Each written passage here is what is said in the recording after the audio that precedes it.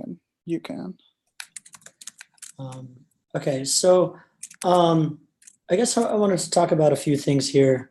I'll get the sharing up in a moment, but basically just a couple of recent developments in web standard stuff, and just maybe to spur discussion on how that might affect how modules work out for Node if we want to have maximum compatibility. I gave a very short presentation at the last team meeting there. I have those slides, and I was wondering if it would be useful for me to, and this was on package name maps, which is a proposal to support bare module specifiers on the web. I was wondering if it was useful for me to run through those slides again for anyone. Do you have time? I don't know how long your other presentation is.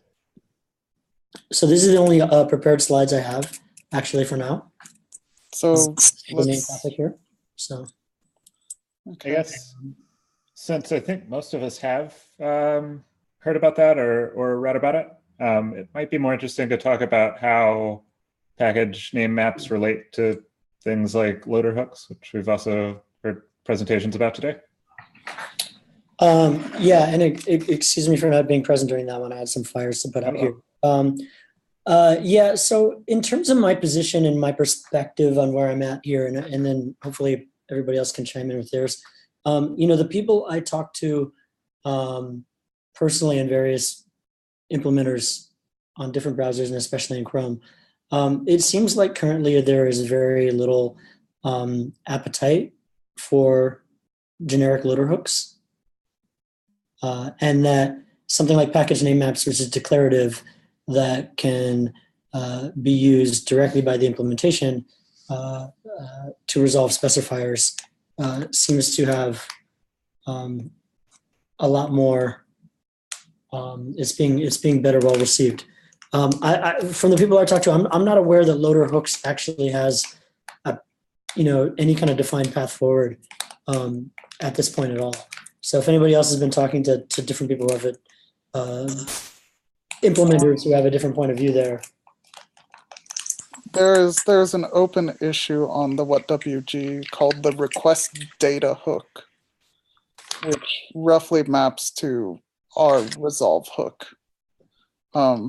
It's in a chicken and egg situation. It won't go forward without userland experimentation, and they don't consider any sort of transpiler non-implementer thing userland experimentation.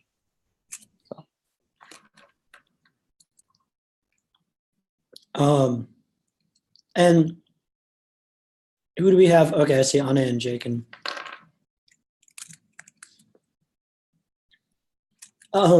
okay. Do you want to tell us a little bit more about this hook, Bradley? I haven't looked into it. Sure, I can discuss it. It roughly maps to our resolve hook. The idea is any sort of hook that the browsers would see would not be limited to ESmodules themselves. That's why it's called the request data hook. Roughly, the idea is CSS, HTML, all these things have these mechanisms in order to request other resources. And there's good parts to being able to hook into those, but they want a generic solution that works it. Oh, can I link the issue? I was not ready for this. And is this idea here? It's actually like the third. So I keep opening issues and they keep getting closed as not valid. And this one's actually survived for a while, which has me a little bit hopeful. The basic thing is you get a hook. It is unspecified how the hook works. It probably would live on another thread in a worklet or something. Here's a link. But you get two parameters for now. Basically, you get a specifier, which is whatever's being loaded, and a referrer, So if you have CSS or something that's not ESM, you might see the specifier for import theme dark, and you just get the theme dark string. And then you'd get a referrer of whatever the CSS style sheet. So this is not purely for ESmodules, but it roughly maps to our resolve hook. Okay. Yeah, I know the Chrome loading team seemed to be, fairly worried about imperative resolver hooks at this point, with their goals of being able to load thousands of modules a second.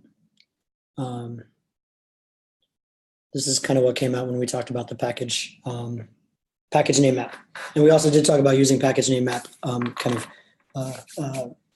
in other resources that the web has that aren't just for modules. So for being able to do like import CSS and have that go through the package name map. Yeah, so I don't know. I guess as we move forward, it might be good to actually try to get some concrete opinions from some of the implementers here, and probably would be most useful for me from like outside of Chrome, if they can even talk about it, and see where this might go. Yeah, because there's also I think been proposals to have service workers be able to like require that they run on first load, and maybe being able to get refer into the fetch event handler, which would be similar to this. Yeah, I mean, so personally, I think that maybe to broaden this to be, about hooks and how they might play in the ecosystem in general, like even if they were available everywhere. I have a couple of concerns about imperative hooks as it relates to tooling, and just being able to kind of understand like what a package is made of. Like right now, compilers and IDEs and linters and whatnot can basically, roughly implement node module resolution and be able to find the files that are being imported into a project. And especially if we have per package loader hooks, like what does that do for being able to, actually understand specifiers at all? I don't know if anybody else out there. Well, I've got strong opinions that are very different. So JDD just gave a talk about how we need to kind of work with our users rather than cut them off. And this is where things get very blurry for me. I see loader hooks as being an immense power tool that is easy to make a foot gun with, but that's going to be true of any hooks we give into module loading. Even with service workers, it's easy to hang your browser process today. Very easy. I mean, I do it accidentally all the time. So I am very concerned that this idea that module loading needs to be fast when there are already other foot guns that made it through that should have faced the similar consideration. It seems to me there's an arbitrary line being put down, and I'm unsure why it's put down on ESM, but not on, how service workers can kill your page. Per imperative things, I mean, I've approached WhatWG people a few times trying to discuss transpilation in the browser for development use cases. That's considered a non-use case. Code coverage, non-use case.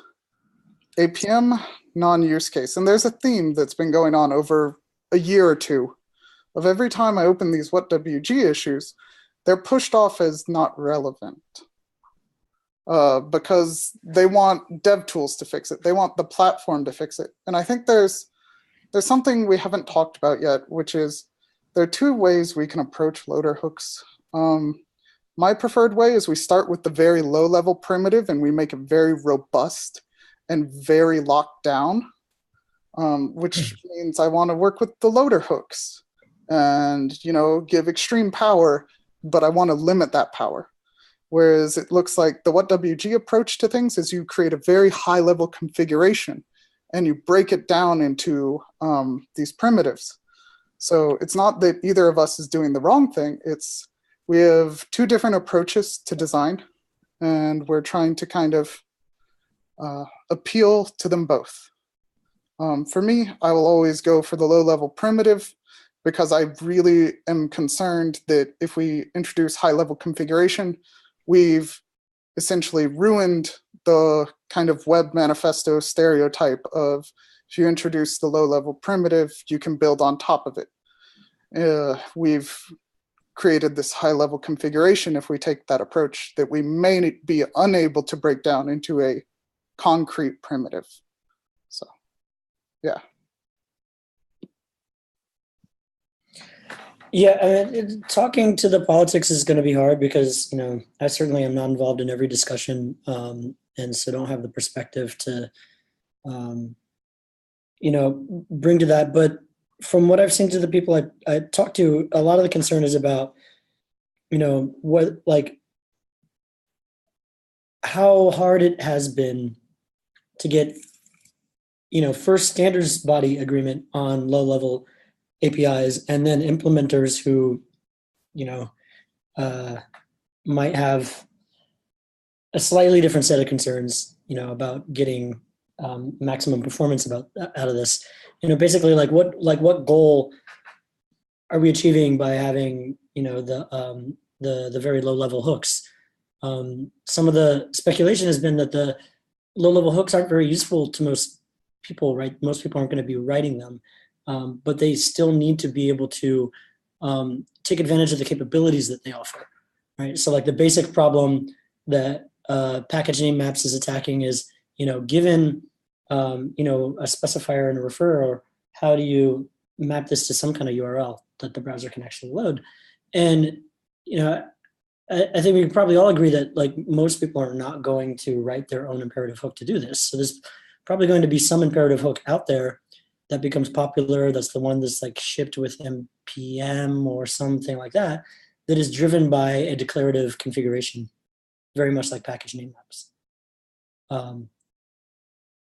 And that it's very possible that this hook or these hooks that take an imperative configuration are not done as well, or not maintained or iterated on as well, or something like that, as well as the browser can, if it can have a declarative configuration given directly to it and operating against that as well. So yeah, that's some of the thought process I've kind of gathered from the implementers, at least. I should also note that you can manually patch a service worker to load on first one with client's claim if you're careful. And you can also force this hook to come into existence using the service worker. And we do have a proof of concept. So I'm not sure you can block this hook from existing anymore. You can just make it slow.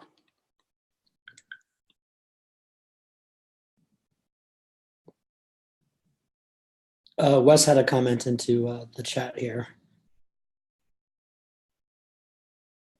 Wes, do you want to speak or just? Okay.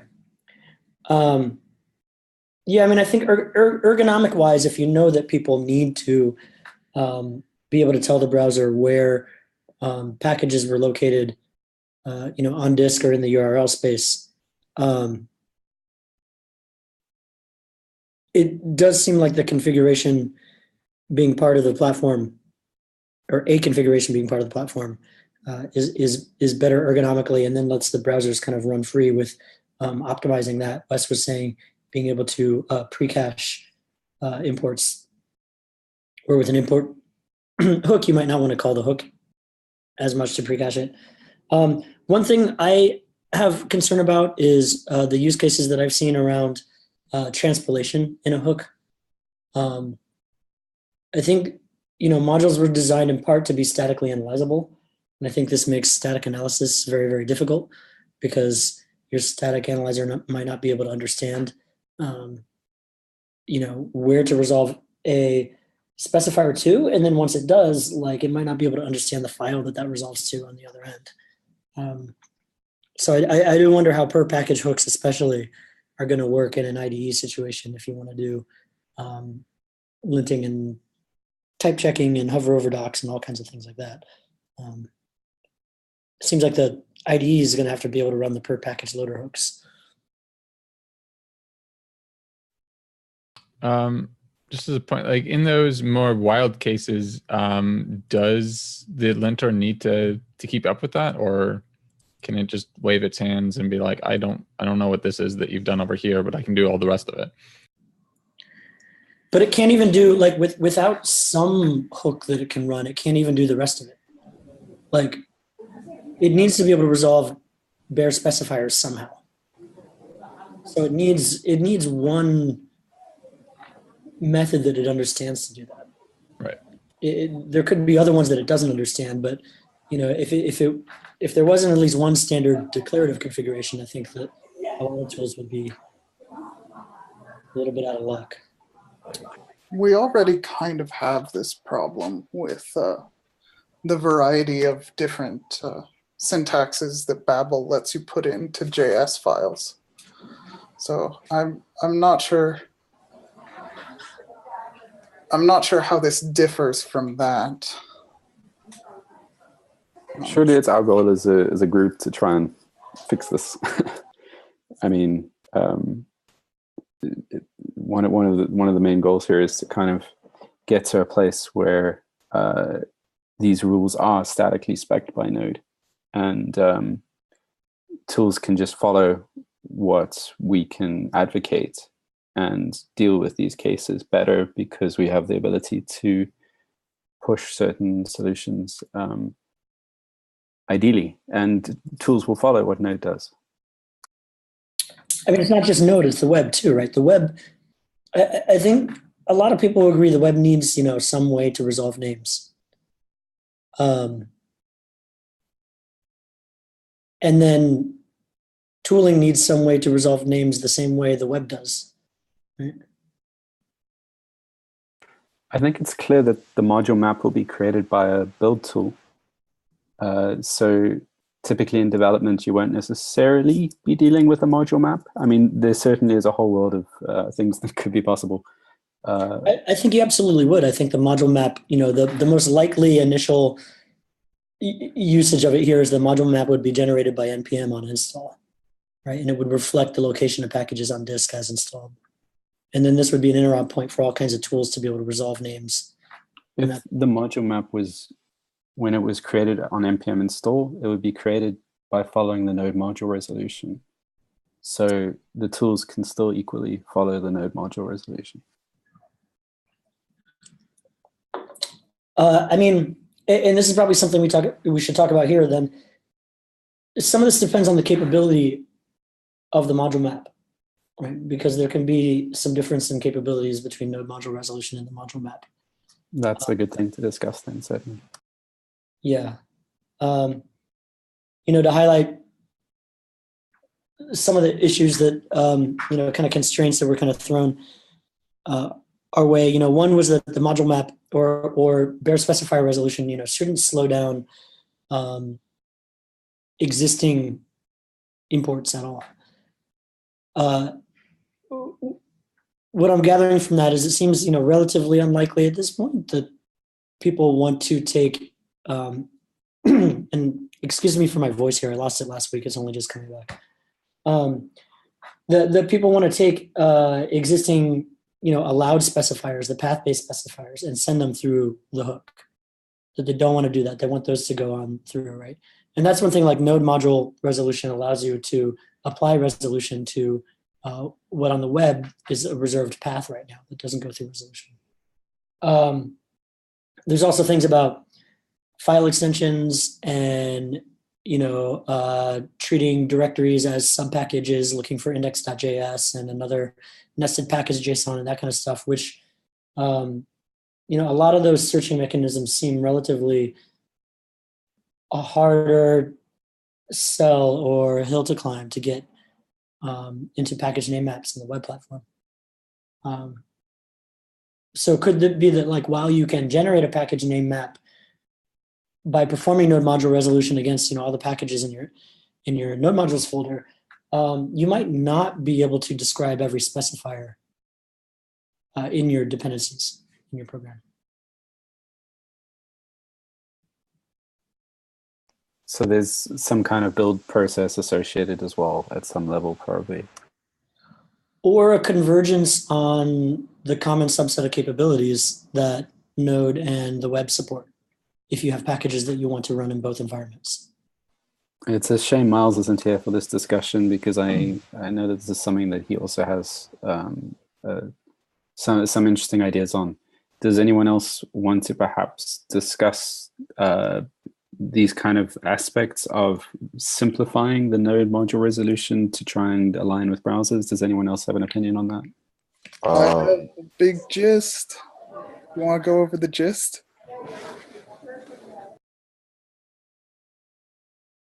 I'm game. Okay, I'm gonna share screen. Sorry for taking over, Justin, for a second. No, this is great. Where is this it? Can people see this? Okay, this is a little old, so apologies if anything's weird. So basically, we have a problem. Node has this pretty robust path searching mechanism, and we've approached several different paths to supporting this for web browsers. Basically, we've looked at build tooling as part of the UX expectations. We kind of have this showing up again with package name map, so I don't know. Maybe we'll go back to there. I would put package name map in a different category, actually, right? Because it's trying to not modify the source. Well, I tooling, maybe not build tooling. I don't know what you want to call it. Something. Implementing like a straight up node resolution using HTTP servers and redirects and a variety of techniques. We even built out proof of concept. Seems like. So by the way, this is what Polymer tools are doing. Our dev server now rewrites specifiers using node module resolution. Yeah, I just want to go and like speak as to how hideous this actually is. Oh, I can't see it on this one. I have a service worker. Here we are. This basically does what the service worker does under the hood. And so whenever you import stuff, like this requires your smart HTTP server to like intercept all the paths and like do really goofy things, like encode stuff inside of it. But it works. Just there's a severe lack of interest on actually doing that.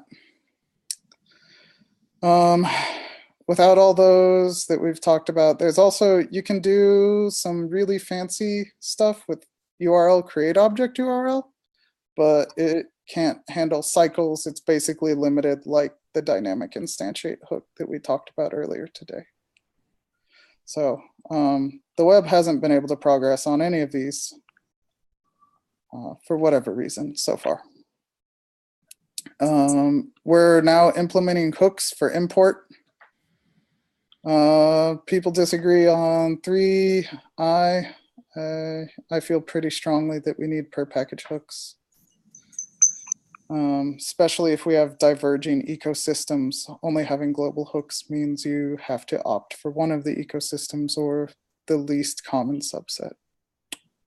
So what does this all kind of lead into? the idea, let's not talk about per package hooks here. We remove searching for index files and file extensions inside of our path resolution algorithm in Node. We also remove weird out-of-band kind of magic mechanisms, so probably controversial. Remove package.json main as well, because browsers also don't really have a mechanism for that. So that's something that's actually included in package name maps. Like that one isn't so difficult to just say specify it in the map. Like we can implement things. This is just kind of the proposed path. And then basically this at least is, this gist was about how we can basically defer anybody who has userland loaders or existing desires to revive this functionality to use loader hooks of whatever mechanism or scope that they want. So once we remove like searching for index files and searching for extensions, we reduce the noise a lot in our path searching. This actually still has a huge noise problem for browsers because you'd still do a directory traversal looking for bare specifiers. But I mean, how often are people mutating their node modules folder while your app is running? Probably not very often. So that's kind of been the idea. These are a couple of like links to existing attempts to talk to people and kind of getting shut down everywhere. So I'm very open to like changing the path resolution.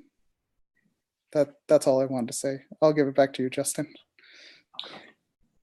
Thanks. Yeah, I mean, I think some of the consideration in package name maps has to do with, you know, how kind of bloated might the package name map get if it has the capabilities, you know, if it needs to be able to describe kind of arbitrary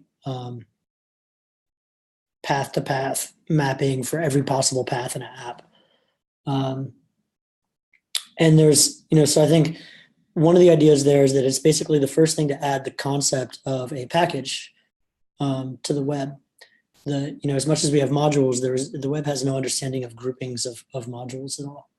And so one of the themes of the package name map can be looked at is adding the concept of a package, and its main function is to resolve a package name to a path. And then outside of that, referencing a module is still done by path. And I think, you know, even Node has an interesting concept of package from my point of view, in that it's not necessarily what a user thinks is a package is, you know, something just published to npm with a package JSON, right? Like it seems like a Node, because you can have package JSONs in any directory, they don't necessarily have to be in Node modules folders, that Node's concept of a package is quite a bit wider than maybe most people would realize. Yeah, so if there was a way to be a little bit more restrictive, especially in path searching and leaving extensions off, then that might be more compatible with what ends up happening on the web. On the other hand, you know, I think we're also likely to see differences taken care of by, you know, a combination of ecosystem convergence, just people using, you know, the lesser powers that the web has for resolution, or build tooling that, you know, fixes things up and then allows something like the package name map to take over the rest.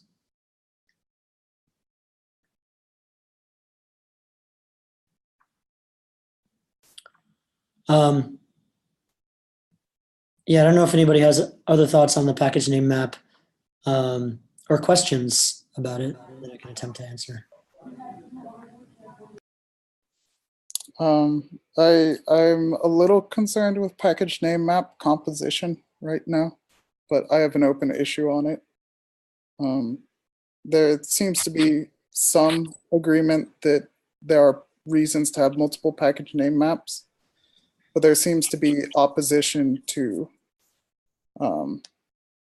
loading package name maps from other domains, even if you have sub-resource integrity set. Yeah, I think there's definitely some. I think maybe what there is instead of disagreement, I think there's maybe a lack of clarity or lack of agreement on the motivation and the importance of composition here. Yeah, one of the main methods of composition. So a package name map's outer the top level of a package name map is a scope. And then it kind of has this recursive structure through scopes. So it has a scope section. Each one of those is another scope. Should be quite easy to decompose a single package name map into multiple ones whose scopes are loaded from different URLs. And in this case, it should be relatively easy to load one, say, from another domain like a CDN. But even if you did that, you would never say having a single package name map for like all of unpackage or something like that. What you would probably have is a way to define a project at a CDN and what resources you want to load from it and what versions they're going to resolve to, so that you can actually have a specific package name map for the subset of that CDN that you need to use. And I think the argument about not loading from another domain is mainly that once you go ahead and go through all that trouble, you can just generate that package name map locally. It just refers to resources in that CDN. Yeah, but now you've separated it and you have to do stuff at different timing. You can't have your basic dev workflow anymore of refresh the page. You have to run your tools. Yeah. So what is, okay, there's some stuff going on in the chat. Yeah, I wanted to point out, are we at time? Guy, did you say? But I thought it was to what I was seeing on the schedule, but I'm not sure. Okay, I thought we had 45 minutes for this. So we had a small gap because we were waiting to see if Justin would join. Okay. So you've got around 5-ish minutes. Okay. Apologies, didn't mean to call it early. Oh, no worries at all. So there are a couple interesting use cases from the website, at least that maybe are worth mentioning. So one case is this CDN case here, is that, in the web, there has been kind of a lot of talk for a while about how maybe modules can unlock, this kind of fine-grained CDN operation. And so I think we could start seeing applications that are split between CDNs like unpackage and local files that you need to load. And it's just a tooling operation that doesn't modify the source, but just generates a different package name map so that resources can be loaded from different locations. And this even works when defining transitive dependencies of resources from a CDN and being able to map them either to the CDN or back to local overrides of that. So that's a nice potential use case. Another one is things like cache busting. It's a very web specific, not node related at all, but in general, cache bust, there's a technique where you encode some checksum of a file into its file name, and this ends up weaving its way, all the way through the dependency graph as those checksums change the checksums of things that import it, and then you're able to have very long cache times while being able to update the app by changing what you import at the top level. It looks like package name maps are going to be able to solve this in a different way, where you don't have to change the file names, and therefore you don't have to change the contents of files who aren't changing except for that they import a different version of a file, that you could just change the package name map, and you could have version package name maps that share a lot more resources. So we're looking at use cases like that. Miles has brought up the use case of, it could be that Node, if it supports the package name map, can actually possibly boot up a lot faster if it can refer to that and not do path searching at all, because it already knows where everything is from the package name map.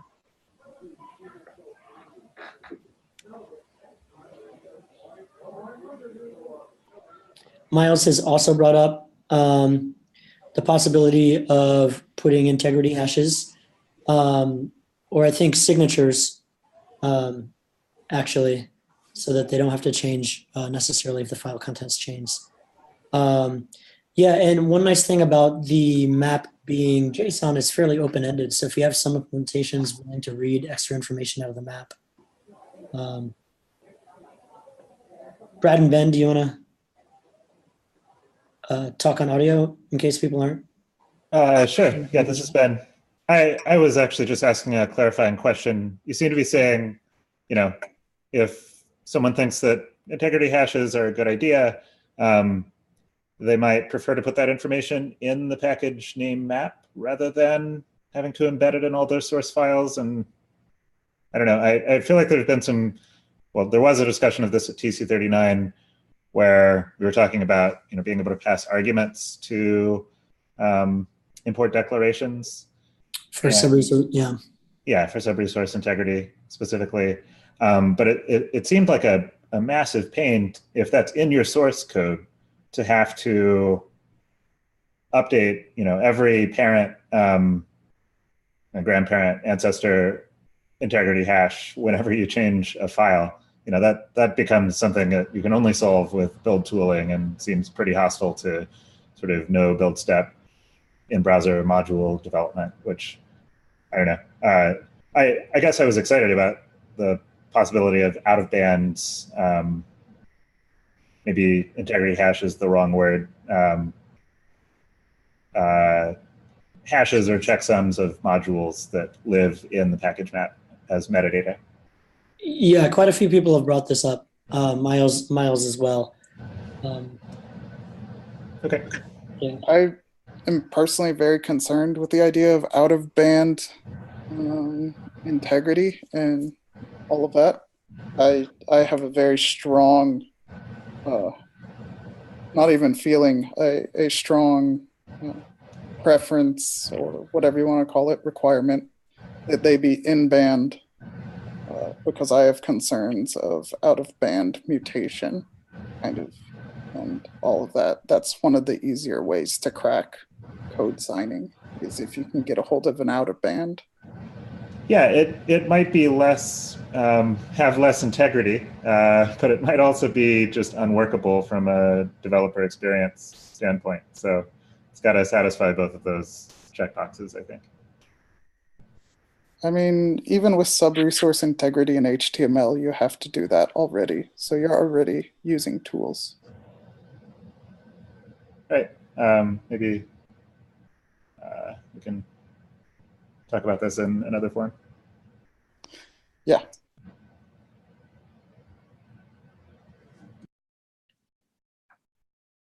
The only other topic I was thinking about mentioning was HTML modules, but there's actually not a lot of new information there.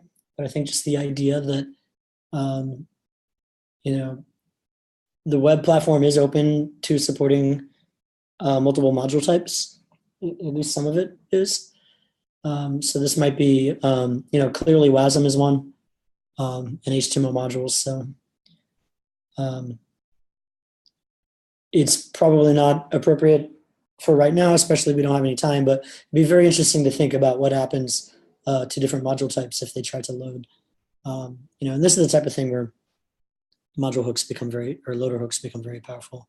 But the idea with HTML modules is there's an expression of an HTML file as a module record, and specified how HTML modules can be loaded and then transitively load other modules.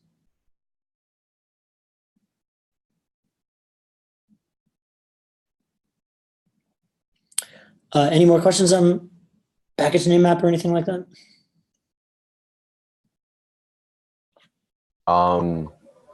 This is sort of, does the package name map does the package name map specify a way to declare the entry point of the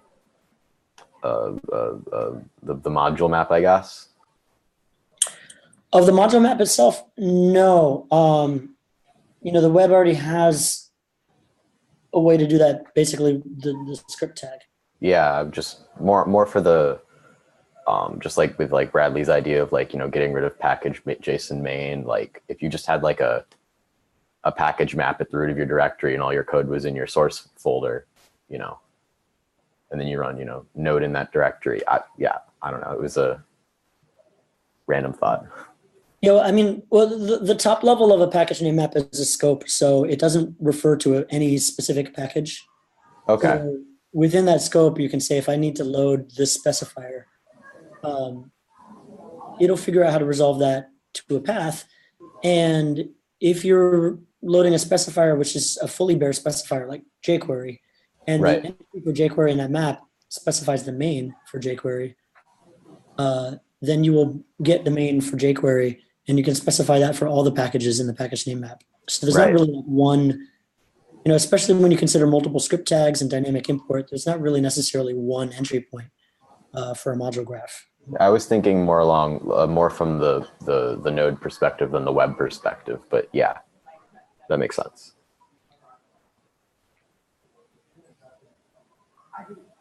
Let's see, Rob asked about should package maps indicate the module type? I believe that's still just going to be left to the MIME type of the response.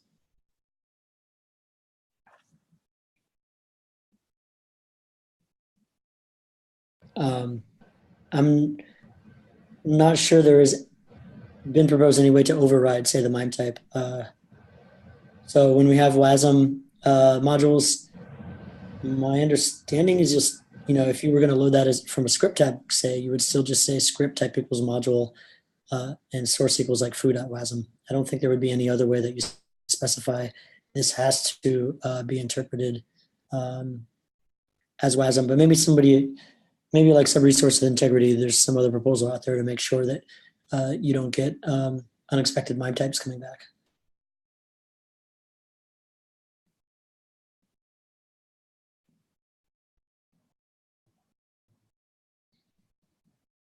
Anyone else? I think we're at time. Okay. Oh, Wes has his hand up. So I've been kind of wondering this for a while. When a web server is like resolving JavaScript or other modules and, returning the MIME type that the browser is then supposed to rely on to disambiguate modules in the future, how is the web server supposed to tell these modules apart? I mean, this is up to the web server. If it's a static file server, it's going to do it by file extension, most likely.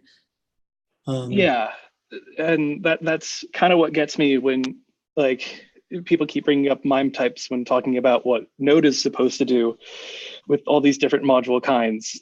We're effectively both the web server and the implementation. Like, we still need to figure out what to do with the raw data on the disk. So we can actually discuss this in an existing PR coming up. It's relevant to this discussion. Cool.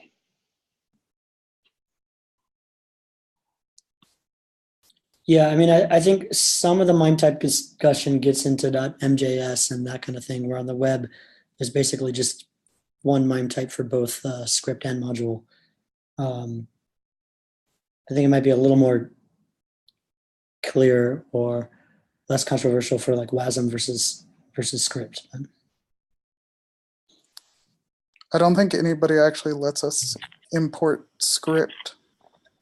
So we have common JS on the table, but browsers don't let you import script.